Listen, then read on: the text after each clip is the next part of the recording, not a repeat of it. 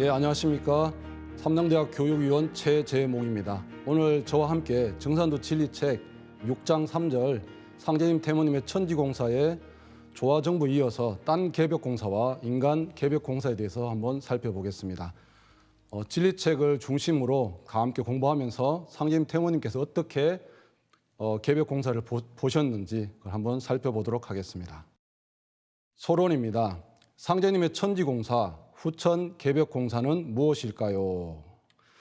진리책에는 이렇게 정의가 되어 있습니다. 천지공사는 선천에 병든 천지를 개벽하여 하늘과 땅에 살고 있는 인간과 신명을 건져내는 상제님의 구원 사업이다. 인류가 그토록 원해왔던 구원의 사업이 실제적으로는 천지공사라는 겁니다.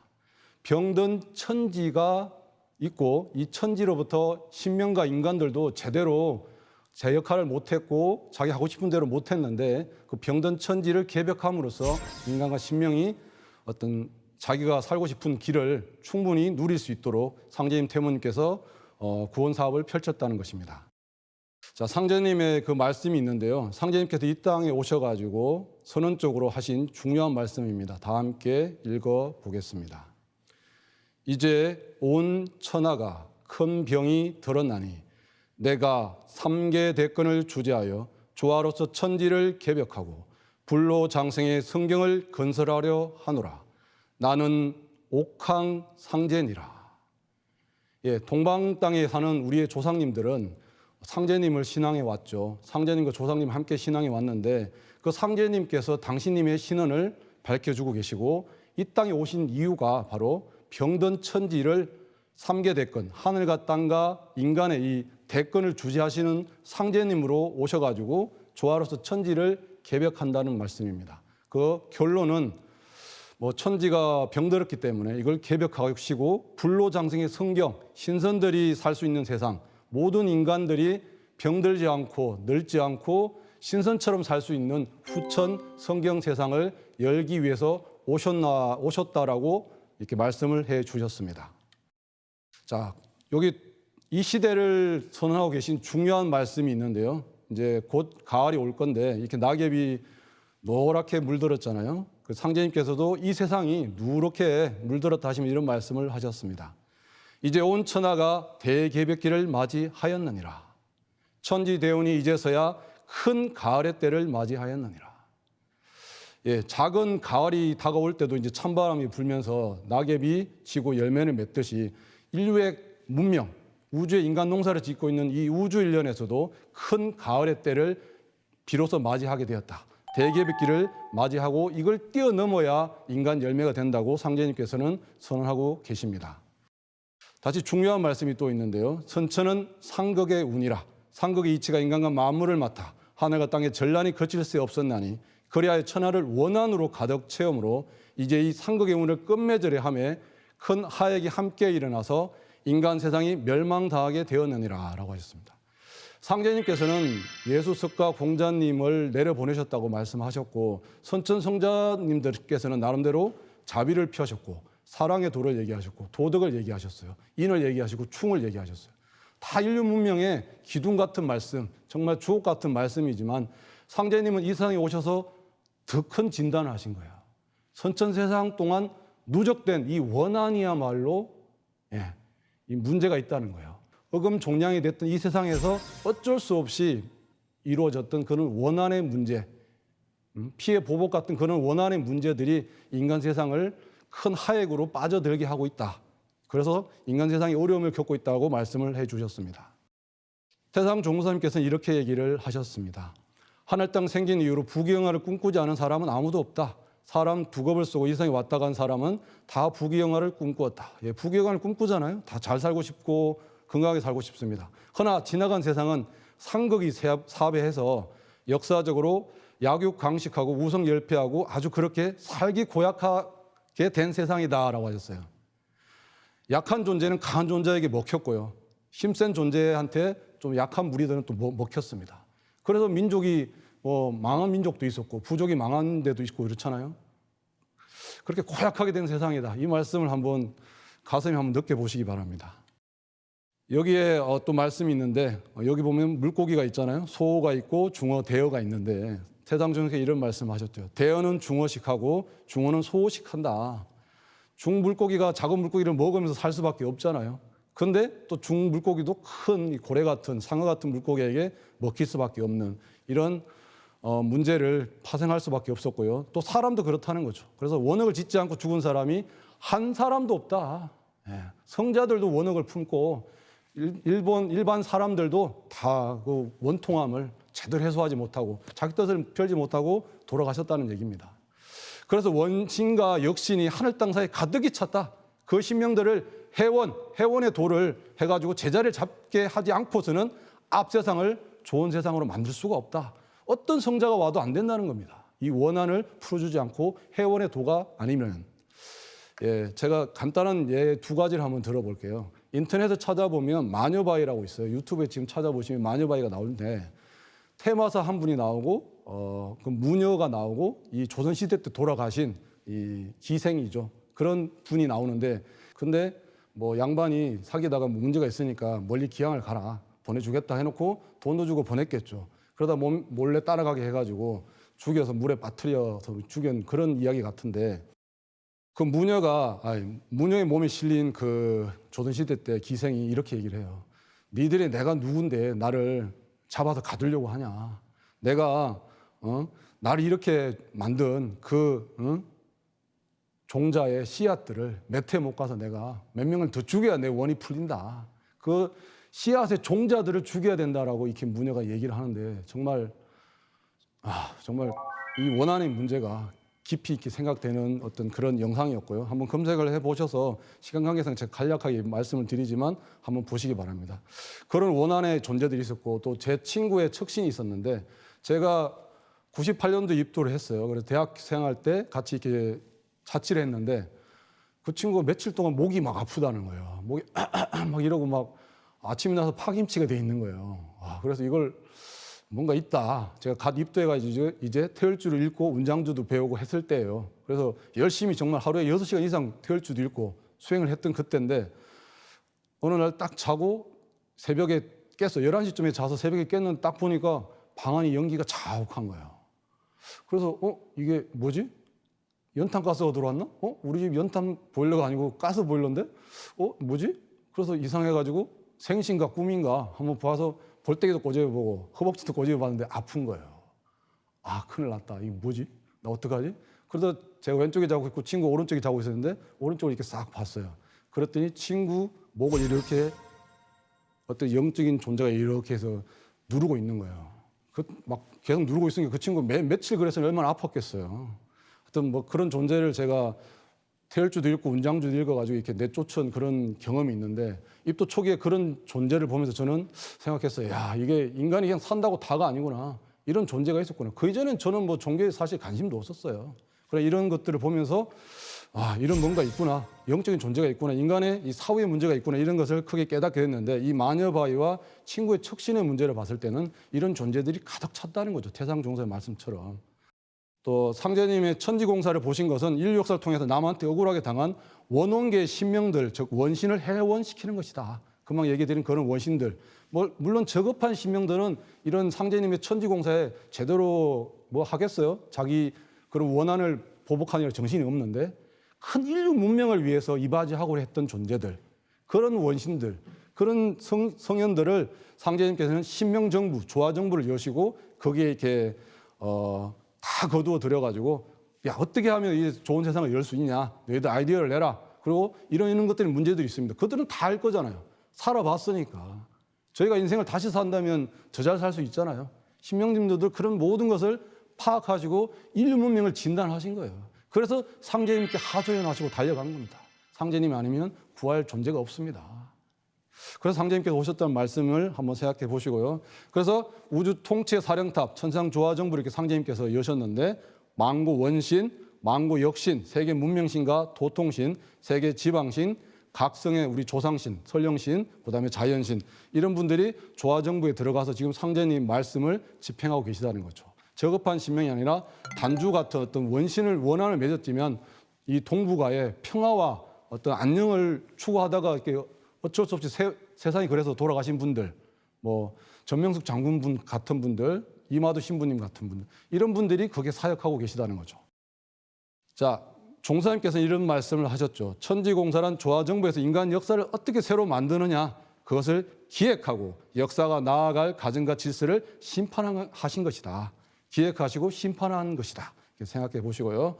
또 우주의 가을처럼 아주 인간으로 오신 정산 상제님께서 인간과 신명을 데리고 선천의 병든 하늘 땅과 지상의 인간과 천상의 신명계를 뜯어 고치신 대개벽 공사, 그것이 천지공사다. 하늘도 뜯어 고치고 땅도 뜯어 고친다. 이런 말씀을 누가 할 수 있겠습니까? 우주의 주제자가 아니면. 뭐 정산도 입도하는 모든 도생들은 사실은 이 말씀에서 무릎을 꿇어요. 야, 이거 정말 스케일이 우주적이고 천지 차원이구나. 그리고 인류의 과거, 현재, 미래까지 다 관통하고 계시구나. 그런 상제님의 조화 권능과 그다음에 상제님께서 몸소 힘들게 이렇게 천지공사 보시는 것에 저희는 감동을 하고 무릎을 꿇고 상제님을 이렇게 모시는 거죠. 예. 그만한 위격에 계신 분이기 때문에 모시는 거예요. 자, 천지공사는 석가, 공자, 예수, 성자 차원에서는 할 수가 없다. 원 우주의 주인, 우주의 주인만이 청소도 하고 뜯어 고칠 수도 있는 것이다. 그렇잖아요. 지금 뭐 빌라가 있고 아파트가 있는데 주인이 아닌 사람이 가서 야, 이거 다 고쳐. 다 인테리어 업체에 맡길 수 있나요? 그러면 사기잖아요. 천지의 주인만이 청소도 하고 뜯어 고칠 수 있고 책임감 있게 이 모든 것을 주재하신다는 겁니다. 자, 내가 이제 천지를 개벽하 하늘 땅을 뜯어 고치고 무국대들을 세워 선천상극의 운을 닫고 조화 성경을 열어 고에 빠진 억조 창성을 건지려 하노라. 하늘 땅을 뜯어 고치고 건지려 한다는 이 상제님의 말씀, 5편 3장에 있는 말씀을 다시 한번 도전을 통해서 읽어보시고 상제님을 꼭 느껴보시기 바랍니다. 자, 그럼 본론 1, 땅 개벽 공사, 동서양 지운 통일을 하셨는데 그것을 한번 살펴보겠습니다. 목차 한눈에 살펴볼게요. 첫 번째, 인간과 신명은 지기를 따라 역사한다는 내용이 있고요. 두 번째, 인명과 지명 기운을 취하여 쓰시고 정명 사상을 완성하셨다라는 얘기가 있고, 세 번째, 후천 가을 지구의 부모상과 사명당 산하 기령을 통일하는 공사가 나옵니다. 여기서 간략하게 살펴보겠습니다. 첫 번째, 인간과 신명은 지기를 따라 역사한다라는 부분입니다. 예, 땅의 기운이 있습니다. 예, 하늘의 기운도 있고 그걸 고스란히 받은 땅의 기운이 있어요. 저희가 뭐 서울에 가면 서울 깍쟁이라는 말도 하잖아요. 서울 같아지고 충청도에 살면 충청도 같아지고요. 그다음에 뭐 쌍둥이도 뭐 입양을 따로 가는데 뭐 노르웨이로 가거나 한 명은 캐나다로 가는데 뭐 거의 비슷하긴 하지만 그 주어진 환경에 따라서 어떤 부모가 어떻게 가르쳤냐에 따라서 많이 달라지기도 합니다. 그렇듯이 이 지기는 인간 삶에 무시할 수 없는 환경의 모체고요. 생산 전망에 큰 영향을 주고 있죠. 근데 선천 종교는 이 환경을 도외시했어요. 도덕을 강조하고 자비를 강조하고 사랑을 강조하고 재의식, 원죄를 강조했지만 이 지구 환경 자체가 문제가 있어서 인간이 자기 능력을 완전히 발휘하지 못했다. 그다음에 원한을 쌓을 수밖에 없었다. 이런 것은 생각하지 않았다는 거죠. 상제님께서는 그 하늘의 원신의 문제와 땅의 이 지기의 문제를 이제 들고 나오시는 거죠. 이해되시죠? 그래서 지운이 인간과 지상의 모든 생명체, 생사화복과 직접 연결되어 민족성을 형성하지만 지구가 통일되지 못했기 때문에 민족 간의 투쟁이 야기된다. 지금 뭐 아프간 사태도 문제가 있는데 거기도 여러 부족이 있어서 뭐 또 달라요. 그들 통일의 문제도 있고 중동에 두 다른 형제가 있잖아요. 이슬람과 뭐 기독교 그런 유대교 그런 있는데 그들도 뭐 같은 신을 믿지만 사실은 그 형제가 달라서 또 지기가 조금씩 달라서 통일되지 않아서 그들 안에서도 문제가 계속 야기되고 있잖아요. 근데 그 지역적인 종교가 전 세계로 퍼지면서 다른 문화를 무시하다 보니까 또 문제가 또 거기서 야기된 것도 있고 하여튼 인류 역사를 보면 이런 투쟁의 문제에는 어떤 지기와 이 지방신의 문제가 있다고 생각이 듭니다. 상제님께서 이런 말씀을 하셨는데 다 함께 읽어보겠습니다. 천지를 개벽하여 성경을 세우려면 먼저 천지도수를 조정하고 회원으로서 만고 신명을 조화하며 대지 강산의 정기를 통일해야 하느니라. 천지도수, 선천은 상극의 운을 후천의 상생으로 조절하셔야 되고 회원의 도로서 신명들이 하고 싶은 거를 풀어줘야 된다는 거죠. 조화가 그래야 이루어진다는 거죠. 저희도 누구와 싸웠는데 뭔가 풀지 않고 그냥 지나간다고 그게 해소가 되나요? 안 되잖아요. 진정 사과를 하고 진정 용서를 하고 했을 때 새로운 장이 펼쳐지듯이 회원의 도가 절대적인 겁니다. 그리고 또 하나는 이제 대지 강산의 정기를 통일해야 된다. 신명도 통일해야 되고 이 정기가 묻혀있는 땅도 뭔가 새롭게 거듭나야 된다는 거죠. 대개 예로부터 각 지방에 나누어 살고 있는 모든 족속들의 분란 쟁투는 각 지방신과 지훈이 서로 통일되지 못한 까닭이다라고 말씀을 하셨고요. 이제 각 지방신과 지훈을 통일케 함이 인류 합평의 원동력이 되느니라. 합평, 같이 밥 먹고 조화롭고 평화롭고, 정말 평화를 싫어하는 사람은 없어요. 지금 모든 존재들이 인류 역사에서 평화를 외쳤지만 실제로는 전쟁을 일으켜왔고요. 그 안에서 많은 민초들이 죽어갔습니다. 근데 상제님께서는 이 하늘 공사를 보시고 땅 공사를 봐야 지방신과 이 지훈이 통일되어야 인간들도 그 안에서 살기 때문에 서로 경계를 넘나들고 하면서 서로 알고 왜 이렇게 되는지 알면서 그것을 풀어낼 수 있는 그런 도가 나온다는 거죠. 합평의 도가 나오고 그것이 원동력이 된다는 겁니다. 자, 조선 팔도 이중환의 택리지에 1751년도에 이렇게 작성된 모습을 봐도 우리나라 봐도 조선 팔도만 봐도 이렇게 다르잖아요. 경기도 경중민 거울 속에 아름다운 사람들, 정말 경기도 사람들 보면 자 이목구비도 확실하고 이쁘게 생겼고 똘똘하잖아요. 충청도 사람들 되게 느립니다. 서산 친구들 봤는데 아이 그려 만났잖여. 뭐 이렇게 만났으면 됐지 뭐. 하여튼 이래요. 충청도 사람들 그렇고 경상도 사람들 막하노 하면서 막 이렇게 세게 나가는 사람들, 경상도 사람들, 그리고 전라도 사람들 풍전 세류 해가지고 뭐 그렇게 바람 앞에 나부끼는 버드나무 가지처럼 정말 부드럽고 예술도 잘하고, 하여튼 이렇게 우리의 팔도의 지기에 따라서 좀 다르다는 거죠. 자, 하여튼 뭐 이런 산신은 지방신이 되고 이 기지를 맡고 있는 기지신이 있다. 그런 것들을 한번 태모님 말씀을 살펴봤고요. 그리고 상제님 말씀에 각 지방신들이 서로 교류하고 출입이 없었다는 거죠, 선천에는. 그런데 제 지역만 수호하고 그 판국이 작았으나 이제는 후천이 열리는 이 개벽 때, 이때는 세계 통일 시대를 맞이해서 신도가 개방하여 각국 신명들이 서로 넘날들게 하여 각국 문화를 교류케 하노라. 이 말씀이 1901년부터 9년 사이에 있던 천지공사 말씀이에요. 그때 전 세계가 많은 교류가 없었죠. 지금은 비행기 타고 뭐 바로 뉴욕 갈 수도 있고 런던 갈 수도 있고 독일 갈 수도 있고 그렇잖아요. 아프리카도 가고. 이렇게 판국이 커지면서도 같이 교류를 한다는 거죠. 그 신명들도 그게 타면서 이렇게 돌아다닌다고 이게 상제님께서 말씀을 하셨고요. 인간도 서로 교류를 하면서 서로 이해하게 되고 새로운 후천 문명을 열 수 있는 이런 자양분을 만드는 시대에 와 있다고 생각합니다. 자, 두 번째, 인명과 지명 기운을 취하여 쓰신 정명의 완성. 공자님께서 바른 이름이 중요하다고 말씀을 하셨잖아요. 바른 이름을 들어야 된다. 근데 상제님께서도 이 천지공사를 보시면서 사람 이름이나 지명을 기운을 취하실 때 정명 사상을 이렇게 꼭 하셨습니다. 그 예를 한번 들어보겠습니다.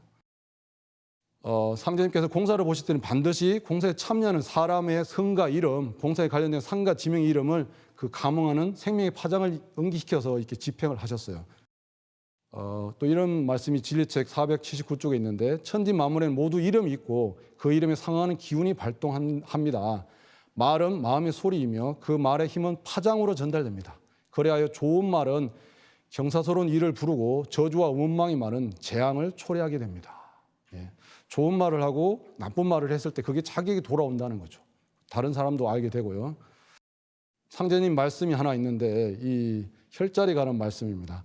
상제님께서 박공호 성도를 데리고 태인의 장제동을 이렇게 지나실 때 박 씨의 묘를 보면서 말씀을 하셨어요.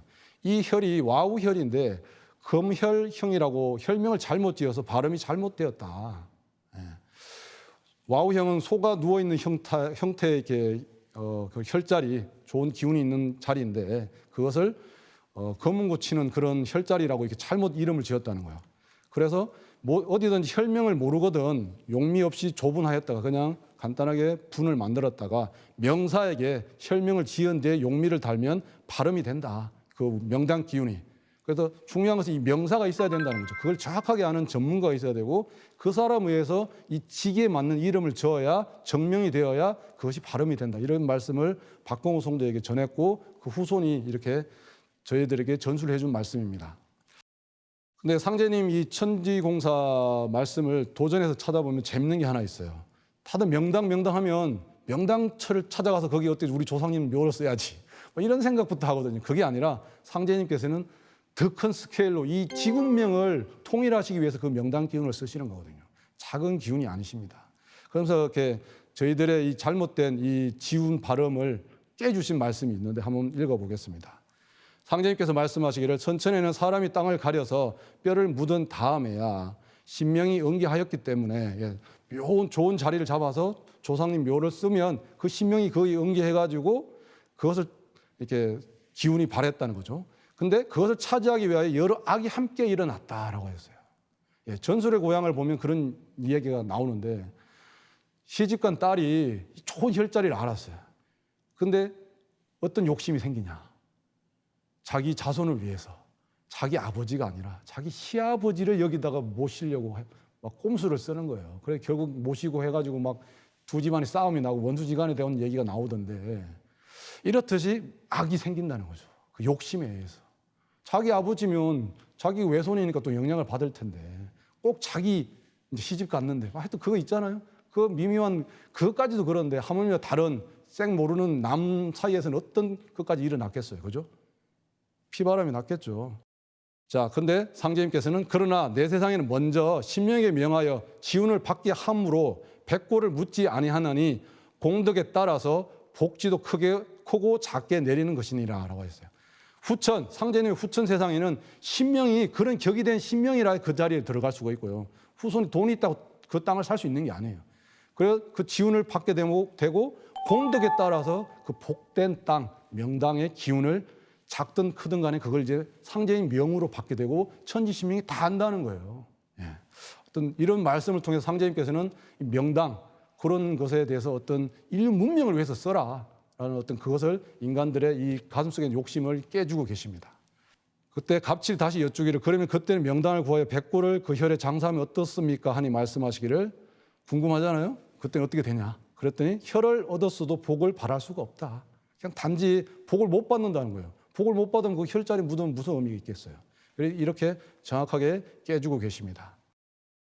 이 정명의 예를 한번 볼게요. 상제님께서는 만인 합렬에서 많은 사람들이 다 함께 기뻐할 열자인데 다 기뻐하는 곳에서 이렇게 공사를 보셨고요. 피낭동 안시제실에서 난을 피하는 곳이 안시에 관련됐다. 그런 데서도 공사를 보시고 불가지, 가할, 만인지지다. 가히 많은 사람들을 살릴 수 있다. 그런 곳에도 했고 태인 숙구지, 전태일, 태일 인간이 완성하는 인존의 문화를 상징하는 온전한 인간, 전태일이 있는 곳에서 이 숙구지, 앞으로 후천개벽 때 사는 인간의 수를 수놓아 보셨습니다. 그 다음에 도명을 고쳐주시기도 하셨는데 이치하, 하자가 이게 조화로운 하자지만 또 나쁘다는 하자와 같이 동음이니까 이치 복으로 해라. 그래서 복자로 고쳐주신 것도 있고 또 모든 법은 서울로부터 내려오잖아요. 그래서 서울 경자를 가지신 신경수 경자, 신경원 경자, 김경학 경자 해서 수명소, 복록소, 대학소, 후천 문명을 여는 중심적인 역할을 하는 복록가, 수명가, 이 문명을 여는 대학교 문명의 주인공을 이 경자 기운을 취하시기도 하셨어요. 그런데 위에나 아래나 다 보십시오. 결국 상제님은 인류 문명을 새롭게 하시기 위해서 살리생자의 정신으로 이렇게 공사를 보고 있다는 게 저는 가슴에 느껴졌습니다. 그래서 공자의 정명사상 아까 말씀을 드렸는데요. 그것처럼 상제님께서도 바로 잡으셔가지고 개명을 하셔가지고 그 기운을 응기시켜가지고 우주의 이 통일 문명, 궁극의 문명을 열어주시기 위해서 하셨다는 겁니다. 자, 그 다음에 세 번째로 후천 가을 지구의 부모상과 사명당을 이렇게 새롭게 하시는 말씀이 있는데 한번 보겠습니다. 이 도표가 굉장히 중요한데요. 인류사의 동북방 추서 섭리 간도수를 이렇게 말씀을 하시면서 천지 부모상과 사명당이 새롭게 거듭나는 것을 이렇게 정리를 해주셨어요. 주역을 보면 성은 호관이라 해서 이 동북 간방 한반도에서 모든 성인들의 말씀이 이루어진다라고 했어요. 그리고 여기에서 지운이 통일되고 여기서 후천 문명이 열린다고 이렇게 말씀을 하셨고 선천은 곤륜산을 중심으로 해서 산이 뻗어 나갔지만 후천은 백두산을 종주로 해서 쭉 태백산맥, 소백산맥 쭉 해서 전라도 쪽에 후천 문명을 잉태하는 이 전라도 쪽에 모악산과 해문산이 천지 부모산이 되고 사명당, 오선위기, 호성예불, 군신봉조, 선녀직금 이 네 가지 혈자리를 통해서 이 후천의 이 지기를 상제님께서 잉태하셔서 인간 문명이 나아갈 수 있도록 이렇게 지기를 통일하셨습니다. 그런 입법과 신도를 바탕으로 인간 역사가 펼쳐지기를 이렇게 상제님께서 기획하셨고 그게 천지공사고 상제님께서 오신 것도 이런 간도수의 섭리로 이렇게 전라도 땅에 오신 겁니다. 자, 태상 종도사님께서 이런 큰 지구 차원에서 혈자리를 말씀하셨어요. 내총용, 외총용 얘기하면서 일본과 아메리카가 내총용과 외총용으로 감싸주고 중국이 내백호, 그다음에 아프리카까지 외백호로 이렇게 감싸줘서 우리 한반도가 이 태평양 중심으로 봤을 때 이 혈자리다라고 이렇게 말씀을 하셨고, 이 말씀은 태상 종사님 성함이 많으니까 유튜브에 찾아서 한번 직접 보시고요. 하여튼 이런 큰 지구 차원에서 말씀하신 분은 태상 종사님 유일하십니다. 그래서 이 태상 종사님 또 이런 말씀을 하셨는데, 지구의 축이 곤륜산이다. 곤륜산을 바탕으로 해서 산맥들이 전 세계로 다 뻗은 것이다. 곤륜산이 지구의 축 원뿔이다. 선천에는 원뿔이라는 거죠. 우리가 어렸을 때만 해도 시골에서 나무하는 애들이, 짐승 치는 애들도 초목 목수라고 하는데, 그 아이들이 지게 짝대기를 이렇게 두들기면서 산지 조정은 곤륜산이요, 수지 조정은 항하수라고 이렇게 노래했다는 거죠. 그게 다 한 소리다라고 말씀하시면서 이 곤륜산을 바탕으로 해서 만주에 요동 700리가 생겼고, 그걸 인우목이라고 하는 거죠. 사람의 이 목구멍이라고 하면서 그때 백두산이 솟았고 한반도가 이렇게 지구의 혈이 된다. 그것이 틀림없는 사실이 그렇게 되었다라고 이렇게 말씀을 하셨어요. 이 아까 말씀드린 주역 계사전에 나오는 간은 동북간을 가리키는 개인이 만물의 끝과 시작이 이루어지는 곳이라, 고로 성인의 말씀이 간방에서 이루어진다라고 이렇게 주역에 정확하게 나와 있고, 이 주역에 공부를 하면 결론짜리가 이렇게 간방짜리를 알아야 되는 겁니다. 우리는 그 간방에 살고 있고, 또 상제님께서는 만국할개 남조선이라고 말씀하셔서 이 남쪽 땅에 만국할개 남조선이요 청풍명을 금산사라, 만국을 살려낼 할방은 오직 남쪽 조선에 있고 맑은 바람 밝은 달에 금산사로다 이렇게 말씀을 하셨습니다. 상제님께서 후천 가을 지구의 부모산 공사를 이렇게 보셨는데요. 다 같이 읽어보겠습니다. 전주 모악산은 순창 해문산과 서로 마주 서서 부모산이 되었나니, 부모가 한 집안의 가장으로서 모든 가족을 양육 통솔하는 것과 같이 지운을 통일하려면 부모산으로부터 비롯해야 할지라 라고 하셨습니다. 상제님께서는 선천의 곤륜산에서 이제 후천의 부모산이 전주 모악산과 순천 해문산이라고 이렇게 저희들에게 일러주셨습니다. 그래서 이 어머니산, 모악산을 가보면 실제로 좀 푸근한 느낌이 많이 들고요. 해문산에 가면 아버지와 같은 이 당당한 모습, 그런 아버지의 부정을 느낄 수 있습니다. 모악산을 주장을 삼고, 후천이니까 음도를 주장을 삼고 아버지를 응기시켜서 산하의 기령을 통일한다라고 이렇게 말씀을 하셨습니다. 모악산, 이 금평제에서 이렇게 보신 모습 정말 멋지지 않습니까? 그 다음에 이 모악산과 해문산은 남북으로 이렇게 되어 있어요. 어머니가 위에 있고 아버지가 밑에 있는 지천태 모습을 이렇게 하고 있고요. 해문산, 이 겨울에 이렇게 가서 찍은 사진인데요. 해문산은 이 문자가 부로도 이렇게 색이 있는데요. 이 장군봉도 있고 많은 이렇게 돌이 많아서 양산이라고 합니다. 이 아버지 산이고요. 그리고 상제님께서 이런 말씀하십니다. 세상에서 궁을가의 사명당이 갱생이란 말을 중사명당으로 잘못 알고 왔으나, 이는 본래 사명당을 이르는 말이니라라고 하셨습니다. 우리나라의 이 전라도 쪽에 있는 4가지 명당터를 이렇게 궁을가에서 우리의 이 동방의 이 비결서에서 얘기를 하고 있다는 거죠. 이 사명당이 갱생한다. 근데 이 오른쪽에 유명한 서산대사와 사명대사, 임진왜란 때 일본까지 가서 우리의 잡혀갔던 백성들을 이렇게 다시 이렇게 데리고 온 그런 유명한 의성이시잖아요. 그런 분의 얘기를 줄 알았는데 그것이 아니라 이 지운을 통일하는 사명당이 나온다는 얘기를 하셨고, 그것이 바로 순창 해문산의 오선위기, 무안의 호성예불, 장성의 선녀직금, 태인의 군심봉조라는 거죠. 이 전라도의 이 모악산과 해문산을 중심으로 이 전라도 쪽에 이 모습을 보세요. 어머니가 잉태한 모습을 하고 있잖아요. 이런 곳에서 잉태해서 이 만국할개 남조선이요 청풍명을 금산사라 말씀하신 것처럼 전라도 잉태하지만 청풍명을 충청도의 금산사에서 모든 것이 이루어진다는 말씀을 상제님 공사를 통해서 아는 분들은 이렇게 알 수가 있겠습니다. 그래서 이 오선위기부터 한번 살펴볼게요. 간단하게. 무병장수는 선술에 있으니 오선위기 기운으로서 무병장수를 한다고 하셨고, 또 오선위기로 천하의 시비를 끌은다고 했어요. 오선위기는 5신선이 바둑드는 형국이에요. 바둑을 더 보시면 아시겠지만 이렇게 서로 전투를 하잖아요. 그러면서 흰돌 검은돌 이렇게 따먹기 해가지고 이렇게 승리를 하는데, 이 말씀을 보면 사는 자는 무병장수의 길을, 신선의 길을 가는 것이고, 이때 죽는 자는 천하의 시비를 가리는 싸움터에 희생양이 되고 만다는 거죠. 그래서 이 신법의 문제, 이것이 굉장히 중요하겠습니다. 이 오선위기, 해문산의 오선위기형이 이렇게 천마봉부터 해가지고 성미산, 무직산, 옥녀봉, 큰지봉 해가 이렇게 있고 이 바둑판이 중앙에 이렇게 되어 있습니다. 그래서 이 다섯 신선이 바둑돌의 형국으로 이 천하의 시비를 끌어신다는 이렇게 상제님 말씀이 있고요. 두 번째 호성예불은 조화는 불법에 있다. 스님들이 이렇게 불법에 도를 닦아서 조화를 핀다는 거죠. 그래서 천하의 안전판, 이 도 닦은 도통의 그 존재들을 낸다는 거예요. 호성예불의 자리에서 무한 성달산에 가서 이 호성예불에 이렇게 땅에 있다고 합니다. 자, 그 다음에 군신봉전은 장상이 명을 받는 것이니 그 기운을 거둔 나라를 태평케 한다. 천하 임금을 낸다. 임금, 사람 인자에 가을 금자, 금인, 이 성숙한 인간을 낸다는 거죠. 군신봉전이 유교의 이상을 얘기하는 거죠. 그래서 이 육조봉, 제자산 이렇게 해가지고 이렇게 이 태인에 가면 크게 어진 이 유교 문화가 열매 맺는 이 태인 땅에서 상제님께서 군신봉조 혈에 맞게 이렇게 공사를 보셨고 여기 가서도 많은 공사를 보셨습니다. 거기에 이 신하들이 주군을 제대로 모시는 그런 정신을 통해서 이런 후천의 군사법 문화의 틀을 바로 세우신다는 말씀을 하고 계신 겁니다. 그다음 네 번째, 선녀 직검은 선녀가 비단을 짜는 것이므로 그 기운을 창생들이 비단을 입힌다. 비단 옷을 입힌다. 이런 선녀들이 이렇게 비단을 지금 만들고 있는데 그런 형태의 산을 이 장성에 가면 있는데 이 여기에서 옥녀봉의 이런 기운을 바탕으로 선녀 직검의 이렇게 산이 이렇게 굉장히 비단처럼 이렇게 유리하게 이렇게 흘러가는데 하여튼 이런 기운을 어떻게 뭐 저라고 다 알겠어요. 상제님께 이렇게 일러주시니까 이런 기운이 잉태되어 있구나. 뭐 여기서 이 문명을 내는구나. 뭐 이렇게 생각해 주셨으면 좋겠습니다. 그래서 이 뭐 주제 말씀과 같은 건데 이 지방신과 지운을 통일하면 인류 합평의 원동력이다. 이 말씀 통해서 부모산을 바로잡으시고 사명당을 이렇게 바름케 해가지고 후천 문명의 기틀을 이렇게 세우신 천지공사의 세계를 살펴봤습니다.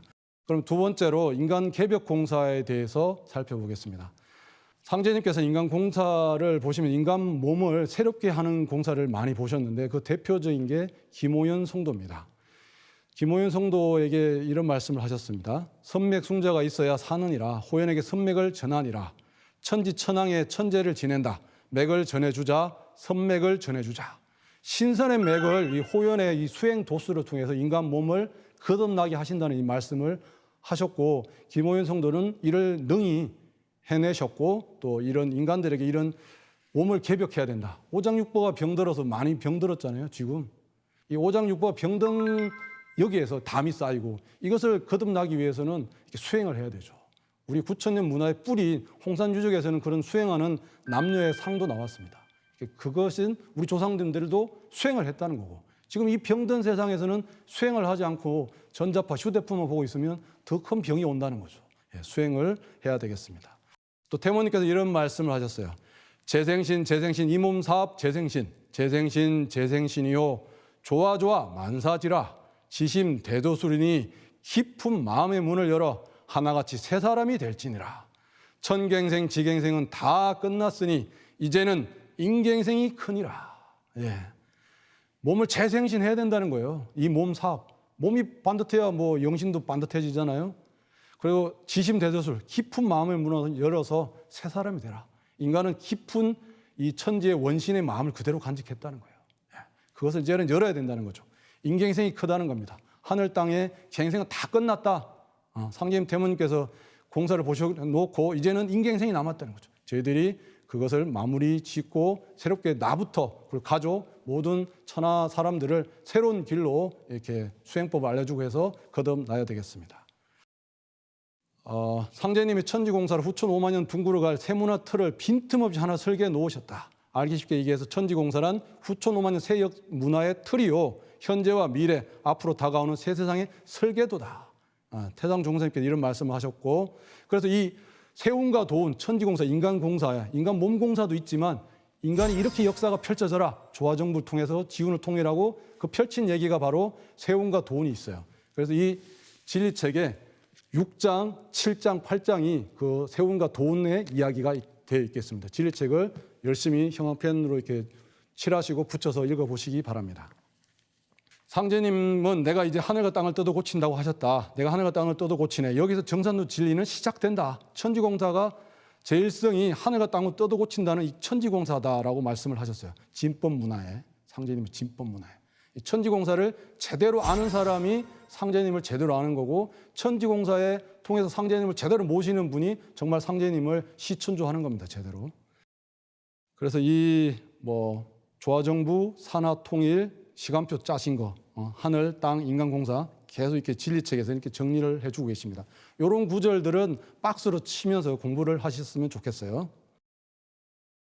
종사님도 이런 말씀을 하셨는데요. 천지공사는 아버지 상제님께서 친히 삼국의 원한으로 얽히고 설킨 크고 작은 모든 인간 삶의 문제를 천지의 안목에서 끌어내어 기획하신 가을철의 성경 낙원의 설계도이다 청사진이다.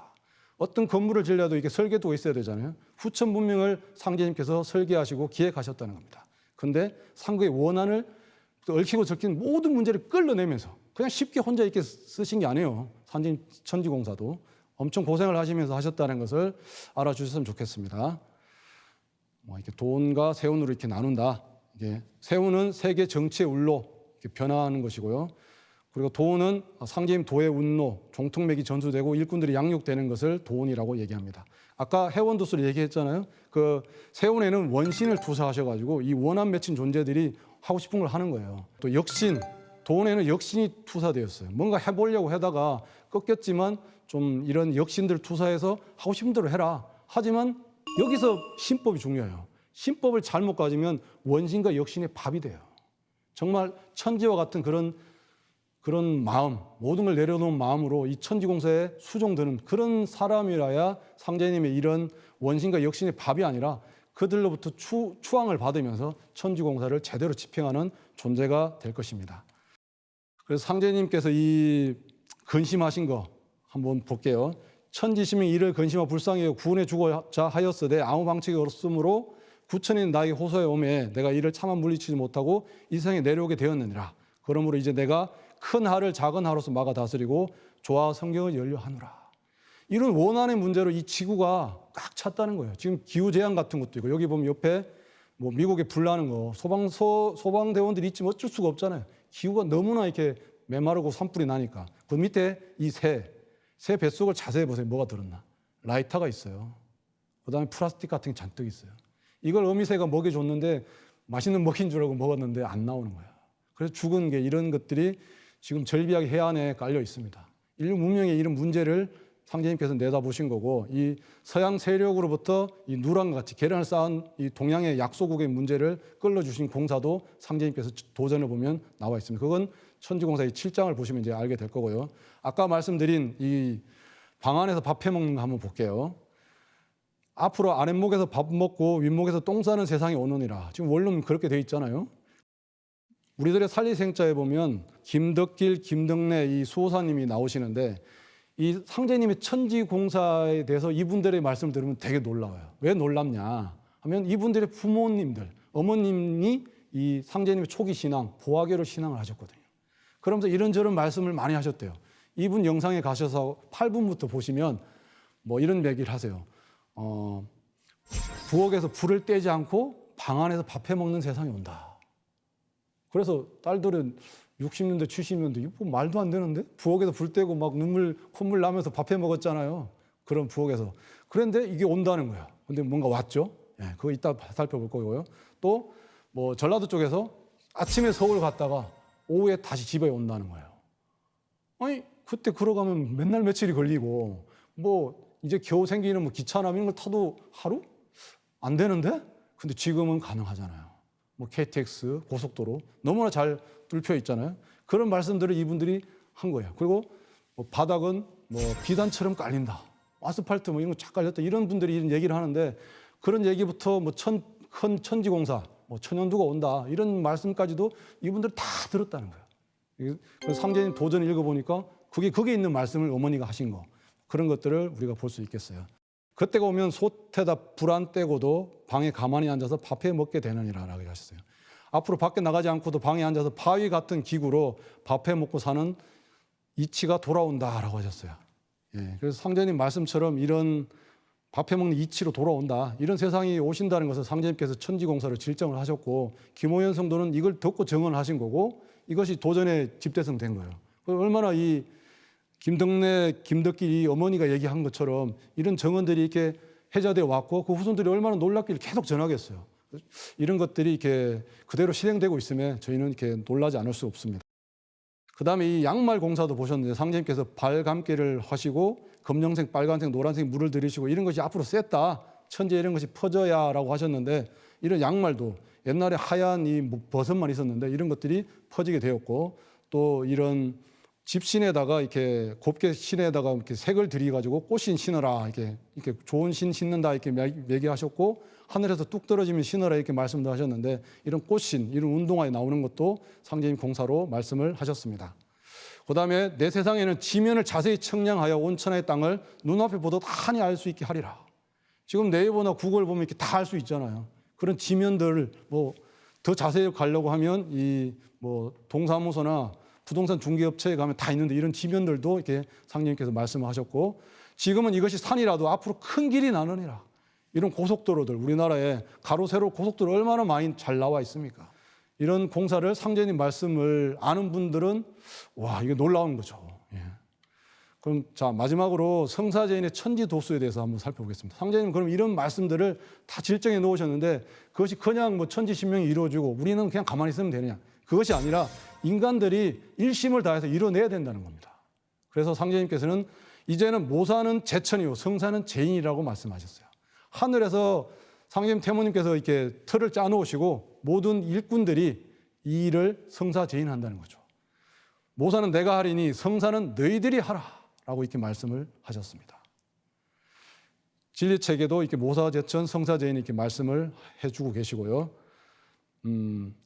그러면서 상제님께서 이 참된 자와 거짓된 자를 이 가을의 대세를 말씀하신 게 있는데 같이 읽어볼게요. 만물이 가을 바람에 혹 말라서 떨어지기도 하고 혹 성숙하기도 함과 같이 참된 자는 큰 열매를 맺어 그 수가 길이 창성할 것이요 거짓된 자는 말라 떨어져 길이 멸망할지라. 가을 바람이 불면서 참된 자와 거짓된 자의 운명이 달라진다는 겁니다. 예, 이런 후천 개벽의 문제를 말씀하시는데 이 아까 나왔지만 다시 한번 이 나무의 모습으로 볼게요. 낙엽이 되어서 떨어지는 존재가 있고 열매가 맺는 존재가 있어요. 낙엽이 될 것이냐 열매가 될 것이냐 말라 떨어져 낙엽이 되어서 뒹굴 것인가 큰 열매를 맺어서 창생할 것인가 선택의 기로에 지금 저희가 와 있다는 거예요. 한 단국을 읽다 보면 유비무환이 나오는데 이런 태비를 철저히 해서 이 열매가 되는 길을 택해야 되겠죠. 다들 열매가 되고 싶지 이 낙엽이 되어서 잘못된 것을 원하는 사람은 아무도 없다고 생각합니다. 그런데 그 관건이 바로 조상의 음덕과 후손의 일심이라고 상제님께서는 말씀을 해주고 계세요. 이번 가을개비의 구원의 은혜는 바로 조상의 선령신의 음덕으로부터 온다. 모든 선령신들이 발동하여 그 선자 선손을 척신의 손에서 건져내어 세운수의 길로 인도하려고 분주히 서두르고 있다. 아까 제가 말씀드린 친구의 척신처럼 다 각자의 척신이 있어요. 그 존재가 힘이 세면 저희가 눌리는 거고 조상님 힘이 더 세면 그걸 물리칠 수 있는 겁니다. 그래서 조상님 뿌리 에너지가 굉장히 중요합니다. 그래서 조상님들이 고분분투하는 시기다. 절체절명의 시기다라고 진리책은 말씀하고 있습니다. 태당 종사님께서는 가장 소중한 것이 제 조상이다. 이번에는 뿌리를 찾아야 되는 세상이다. 그게 진리 아니겠는가? 제 조상을 박대하고 어떻게 살아남기를 바라는가? 이런 말씀을 하셨고 조상과 자손은 공동 운명체다. 공멸한다. 한 가지에서 잘못되면 뿌리도 썩으면 또 나무도 죽고 열매도 없으면 뿌리도 아무 의미가 없잖아요. 그렇게 얘기하셨습니다. 이 태풍이 와서 이 사과나무가 이렇게 넘어져서 뿌리가 약하면 나무가 쓰러지기도 하고 중간에 있는 것처럼 열매가 많이 달리는 나무도 있고요. 오른쪽에 있는 나무는 겨울이라 잘 안 보이지만 열매도 못 맺는 나무는 이 나무를 농부가 베어버립니다. 그렇잖아요. 열매를 원하지 이 뭐 나뭇잎 뭐 그거 보려고 꽃을 보려고 하는 거 아니에요. 열매를 보고 농부도 살아야 되니까요. 이 나무를 이렇게 베어버리고 뿌리채 뽑아버리는 모습을 저는 어린 시절부터 이렇게 가수원 주변에 살아서 잘 봤는데 이런 메시지가 뿌리를 소중하게 해야 되겠다. 조상님을 잘 모셔야 되겠다. 이런 것을 정산을 통해서 더 크게 느끼게 되었습니다. 그래서 내 조상이 첫 번째 제1의 하나님이고 제2의 하나님은 원 하나님이다. 그게 원 진리다. 이것을 명심해야 된다라고 태상 종사님께서는 말씀하셨습니다. 그리고 우리 종사님께서는 우리의 조상님들은 하나님과 조상을 함께 받들어 왔다. 9,000년 전부터 쭉 그렇게 모셔왔죠. 근데 가을의 문턱에서는 이 조상 박대, 뿌리 박대가 가장 큰 죄다라고 말씀을 하시면서 이번에 이렇게 진리 심판의 근본 과제가 이 조상을 얼마나 모셨느냐, 아느냐, 조상과 함께 하느냐에 달렸다라고 말씀하셨습니다. 그래서 상제님께서는 설령신이 짱짱해야 나를 따르게 되나니 설령신을 잘 모시고 잘 대접하라 라고 하셨고요. 또 사람들이 천지만 섬기면 살 줄 알지만은 먼저 저희 설령에게 잘 빌어야 하고 그 설령신이 나에게 빌어야 비로소 살게 되느니라 라고 하셨습니다. 너희들은 설령신의 음덕을 중히 여기라. 상제님께서 선언하신 갈개비께 구원의 법칙이에요. 너희들이 조상이 빌어야 되고 조상들이 상제님께 빌어야 기도가 응답이 된다는 겁니다. 놀라운 갈개비께 구원의 법칙을 아시기 바랍니다. 이거 종사님 이런 말씀도 하셨고요. 조상의 음덕, 애타는 조상신의 기도, 그걸 한번 깊이 생각해 보시고 느껴보셨으면 좋겠습니다. 자, 이제 결론입니다. 상제님의 천지공사 대의와 최종 목적에 눈뜨자 해서 간단히 마치겠습니다. 만약에 저희가 상제님 천지공사가 없었다면, 하늘과 땅을 뜯어고치 인간 문명을 새롭게 하시는 천지공사가 없었다면 어떻게 되었을까요? 그냥 이렇게 가다가 인류 문명은 사실은 종막을 구했을 수도 있겠어요. 인간들이 깨어나야 되고 이런 하늘과 땅을 거듭하면서 인간 삶의 바탕이 새로워지면서 인간이 새로운 길을 갈 수 있는 길이 만들어졌다고 생각합니다. 하여튼 상제님의 이 천지공사를 제대로 아느냐 모르냐 하는 것은 정말 큰 차이가 있겠습니다. 정말 멋진 말씀이 있어서 이렇게 마지막으로 선물을 드리겠습니다. 하나님의 전공 분야는 천지를 개벽하시는 것이다. 막힌 하늘과 땅, 신명과 인간의 세계를 전부 뚫어가지고 새하늘 새 땅을 여는 것이다. 하늘도 뜯어고치고 땅도 뜯어고치는 것이다. 하나님의 전공공사, 저희들이 전공이 대학교 때 다 있잖아요. 근데 하나님의 전공은 하늘, 땅, 천지를 개벽하시는 거예요. 인간을 위해서 하늘을 뜯어고치고 땅도 뜯어고치고, 그래서 이 지운을 통일하셨고 이 인간의 운노가 새롭게 될 수 있도록 원신과 역신을 해원시키시면서 인간이 인존이 될 수 있는 그런 길을 상제님께서 열어주셨습니다. 정산도 진리, 이 천지공사 부분, 땅공사, 인간공사 부분을 정말 정독을 하셔가지고 한 3번, 5번까지 읽어보시면 누구나 이해할 수 있을 것이고요. 제가 뭐 좀 부족했지만 이렇게 말씀을 드렸습니다. 이를 통해서 꼭 상제님 태모님의 뜻을 이루고 조상님의 뜻을 이루는 그런 인존으로 거듭나시기를 바라면서 마치겠습니다. 감사합니다.